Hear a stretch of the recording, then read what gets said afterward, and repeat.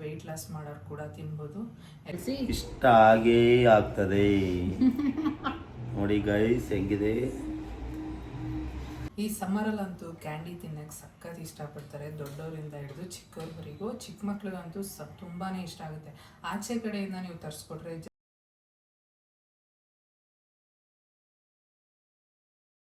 Hi hello ನಮಸ್ತೆ.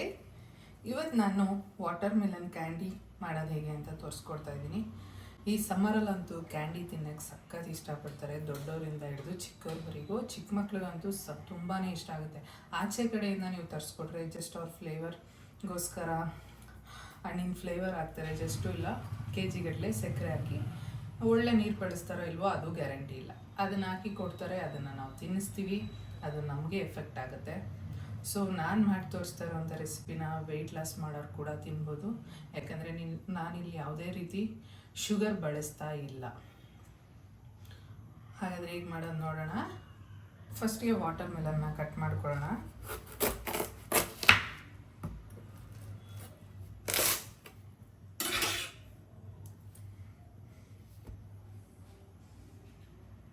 ಈ ರೀತಿ ಕಟ್ ಮಾಡಿ ಇಟ್ಕೊಂಡಿದ್ದೀನಿ.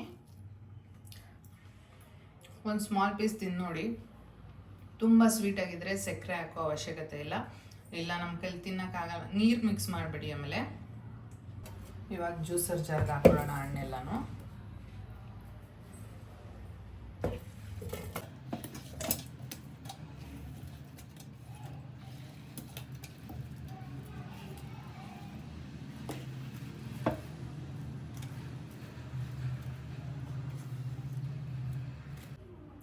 ಇದಕ್ಕೆ ನಾನು ಇನ್ನೇನು ಹಾಕ್ತಾಯಿಲ್ಲ, ಫುಲ್ ಹಣ್ಣನ್ನು ರುಬ್ಕೋತಾ ಇದ್ದೀನಿ ಚೆನ್ನಾಗಿ.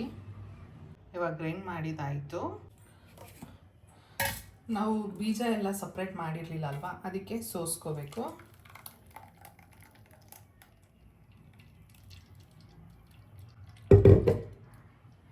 ಈ ಥರ ಸೋಸ್ಕೊಳ್ಳಿ. ಸ್ವಲ್ಪ ಸ್ವೀಟ್ ಮುಂದೆ ಬೇಕು ಅನ್ನೋರು 1-2 ಸ್ಪೂನ್ ಹಾಕೊಂಡ್ರು ಏನಾಗಲ್ಲ, ಅಂತ ಏನು ತೊಂದರೆ ಇಲ್ಲ. ಹಣ್ಣು ತುಂಬ ಸ್ವೀಟಾಗಿದ್ದರೆ ಸಕ್ಕರೆ ಹಾಕೋ ಅವಶ್ಯಕತೆ ಇಲ್ಲ, ಯಾಕಂದರೆ ನನಗೆ ಯಾವುದೇ ಥರ ನೀರು ಎಕ್ಸ್ಟ್ರಾ ಆ್ಯಡ್ ಮಾಡ್ತಾಯಿಲ್ಲ. ಪ್ಯೂರ್ ನ್ಯಾಚುರಲ್ ಹಣ್ಣಲ್ಲಿ ಎಷ್ಟು ರಸ ಬಂದಿದೆ ಅದನ್ನು ಮಾತ್ರ ಯೂಸ್ ಮಾಡ್ತಾಯಿದ್ದೀನಿ. ಅದಕ್ಕೋಸ್ಕರ ನೀವೊಂದು 10-5 ಸ್ಪೂನ್ ತಿಂದರೂ ಯಾವುದೇ ಡಯಟ್ ಮಾಡೋರು ಕೂಡ ಎಫೆಕ್ಟ್ ಆಗಲ್ಲ ಇದು, ಈ ರೀತಿ ಮಾಡೋದ್ರಿಂದ. ಇವಾಗ ಇದನ್ನು ಒಂದ್ಸಲ ಮಿಕ್ಸ್ ಮಾಡ್ಕೊಳ್ಳಿ.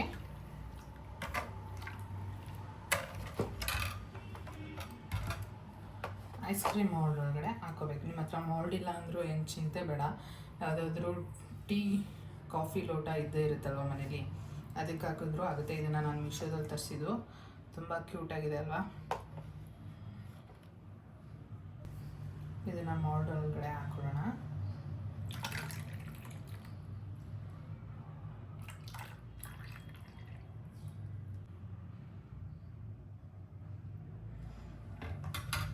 ಎರಡಕ್ಕೆ ನಾನು ಪ್ಯೂರ್ ವಾಟರ್ ಮೆಲನ್ ಜ್ಯೂಸ್ ಹಾಕಿದ್ದೀನಿ.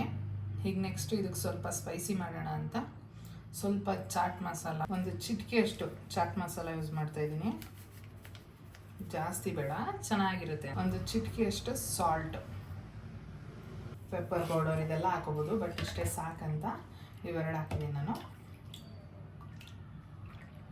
ಇದನ್ನು ಈ ಮೌಲ್ಗೆ ಹಾಕೋಣ.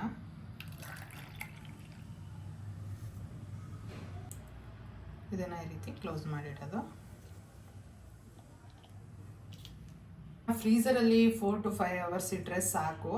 ಓವರ್ ನೈಟ್ ಏನು ಬೇಡ, ಯಾಕಂದರೆ ಇದು ಬರೀ ಜ್ಯೂಸ್ ಥರ ಅಲ್ವಾ, ಬೇಗ ಆಗಿಬಿಡುತ್ತೆ. ಲಿಕ್ವಿಡ್ ಆಗಿರೋದ್ರಿಂದ ಬೇಗ ಐಸ್ ಆಗುತ್ತೆ. ಈ ಥರ ಟೀ ಅಥವಾ ಕಾಫಿ ಗ್ಲಾಸಸ್ ಇದ್ದರೆ ತೊಗೊಳ್ಳಿ. ಅದಕ್ಕೆ ಇವಾಗ ಹಾಕಿ ಜ್ಯೂಸನ್ನ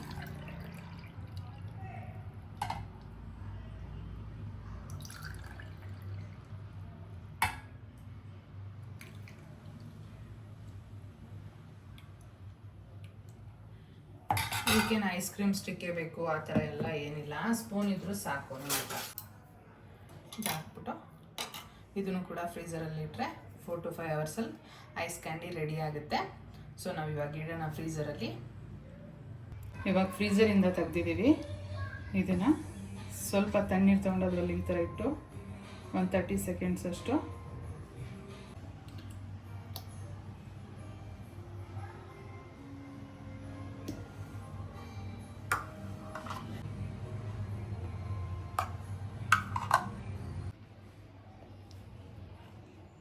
ಇವಾಗ ರೆಡಿಯಾಗಿದೆ. ನಮ್ಮ ಮನೆಯವ್ರು ಬಂದಿದ್ದಾರೆ, ನೋಡೋಣ ಅವ್ರು ಕೊಟ್ಬಿಟ್ಟು ತಿಂದು ನೋಡಿ ಏನು ಹೇಳ್ತಾರೆ ಅಂತ. Homemade ice cream. Yes, ಹೆಂಗಿದೆ? ಸಖತ್ತಾಗೈತೆ. ವಾಟರ್ ಮಿಲನ್ ಫ್ಲೇವರು, ಸೊ ಅದೆಲ್ಲ ಕ್ಯಾಂಡಿ ಸಖತ್ತಾಗಿದೆ. ಐಸ್ ಕ್ರೀಮ್ ಸಕ್ಕರೆನೇ ಹಾಕಿಲ್ಲ, ಸ್ವೀಟ್ ಐತಾ? ಸ್ವೀಟ್ ಇದೆ, ಸಕ್ಕರೆ ಹಾಕಿಲ್ವಾ? ನೋಡಿ ಗೈಸ್, ಶುಗರ್ ಇಲ್ಲ, ಅದು ತುಂಬ ಚೆನ್ನಾಗಿದೆ. ಮನೇಲಿ ಒಂದ್ಸಲ ಟ್ರೈ ಮಾಡಿ. Very nice. ಏನಿರ್ಬೋದು ಅದರಲ್ಲಿ, ಏನೋ ಒಂದು ಎಕ್ಸ್ಟ್ರಾ ಆ್ಯಡ್ ಮಾಡಿದ್ದೀನಿ. ಬಟ್ ಏನು ಎಕ್ಸ್ಟ್ರಾ ಇರೋದೇನು ಅಂತ ಗೊತ್ತಾಗ್ತಾ ಇಲ್ಲ ನನಗೆ. ಏನು ಮಾಡಿದ್ಯಾ? ಚಾಟ್ ಮಸಾಲ, ಸ್ವಲ್ಪ ಉಪ್ಪಿನ ಪುಡಿ ಹಾಕಿದೆ. ಆ ಫ್ಲೇವರೇ ಬರ್ತಾ ಇಲ್ಲ, ಅಷ್ಟು ಸ್ವೀಟ್ ಆಗೈತೆ. ಮಸ್ತಾಗಿದೆ. ಈ ಟೈಮ್ಗಂತೂ ಇದು ಹೇಳ್ ಮಾಡಿಸಿದ್ದು. ನೀವು ನಿಮ್ಮ ಮನೇಲಿ ಎಲ್ಲರೂ ಟ್ರೈ ಮಾಡಲೇಬೇಕು ಈ ರೆಸಿಪಿನ. ಏನು ಯೂಸ್ ಮಾಡಿಲ್ಲ. ಆ ಫ್ಲೇವರು ಕೆಳಗಡೆ ಬಾಟಮಲ್ಲಿ ಸಿಗ್ತೈತೆ. ಇಲ್ಲಿ ಜಸ್ಟ್ ವಾಟರ್ ಮಿಲನ್ ಒಂದು ಹಣ್ಣಿದ್ರೆ ಸಾಕು. ನೀವು ಕ್ಯಾಂಡಿ ಯಾರಿಗಿಷ್ಟ ಇಲ್ಲ, ಎಲ್ರಿಗೂ ಇಷ್ಟ. ಕೊನೆವರೆಗೂ ಸ್ವೀಟ್ ಇದೆ ಇದು. ಆ ಅಂಗಡಿಲಿ ತಂದರೆ ಸಪ್ಪೆ ಹೊಡಿಯುತ್ತೆ, ಚಿಪ್ತಾ. ಇದು ಆ ಥರ ಇಲ್ಲ, ಸಕ್ಕತ್ತಾಗಿದೆ. ಯಾಕಂದರೆ ಪ್ಯೂರ್ ಹಣ್ಣು ಹಾಕಿರೋದ್ರಿಂದ. ಸೊ ನಿಮಗೆಲ್ಲ ಇಷ್ಟ ಆಗಿದ್ರೆ ಈ ಕ್ಯಾಂಡಿ ಐಸ್ ಕ್ರೀಮ್ ನೀವು ನಿಮ್ಮ ಮನೇಲಿ ಟ್ರೈ ಮಾಡಿ ಹೇಗಿತ್ತು ಅಂತ ಕಮೆಂಟ್ ಮಾಡಿ ತಿಳಿಸಿ. ಇಷ್ಟ ಆಗೇ ಆಗ್ತದೆ. ನೋಡಿ ಗೈಸ್ ಹೆಂಗಿದೆ. ಒಂದು ಲೈಕ್ ಕೊಡೋದು ಮರಿಬೇಡಿ.